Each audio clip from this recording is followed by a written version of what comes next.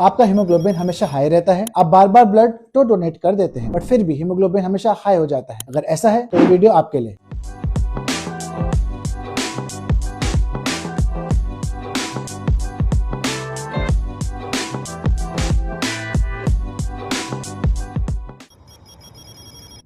तो हीमोग्लोबिन बढ़ना, जिसे एरिथ्रोसाइटोसिस या फिर पॉलीसाइथीमिया भी कहा जाता है, ये जरूरत से ज्यादा हीमोग्लोबिन की मात्रा शरीर में बढ़ने को कहा जाता है। ये कई कारणों से हो सकता है, जैसे कि स्मोकिंग, पहाड़ों में रहने से, हार्ट डिसऑर्डर से, और या फिर एक पर्टिकुलर म्यूटेशन से जो एक लो ग्रेड ब्लड कैंसर भी कहलाता है, जिसे हम पॉलीसाइथेमिया वेरा कहते हैं। इसके लक्षणों में शामिल है मुंह का या फिर आपकी आंखों का जरूरत से ज्यादा लाल होना, चक्कर आना, छाती में जकड़न होना या फिर सर भारी लगना। तो इसको डायग्नोसिस करने के लिए हमें पेशेंट से बहुत डिटेल में उसकी हिस्ट्री यानी कि उसके सिम्टम्स और उसकी शिकायतें सुननी पड़ती हैं और उसका बहुत अच्छे से एग्जामिनेशन करना पड़ता है। इसे करने के बाद हम कुछ ब्लड टेस्ट जैसे कि LDH, एरिथ्रोपोइटिन और म्यूटेशन एनालिसिस करते हैं, जिससे हमें पता चलता है कि ये आपको इस म्यूटेशन की वजह से एक लो ग्रेड ब्लड कैंसर है या फिर सेकेंडरी या किसी और कारण की वजह से एरिथ्रोसाइटोसिस हो रखी है। कई बार हमें बोन मैरो एस्पिरेशन और बायोप्सी भी करना पड़ जाता है। ये जानना बहुत जरूरी है कि आपको ये इस म्यूटेशन की वजह से खून गाढ़ा हो रहा है या फिर किसी और कारण से, क्योंकि अगर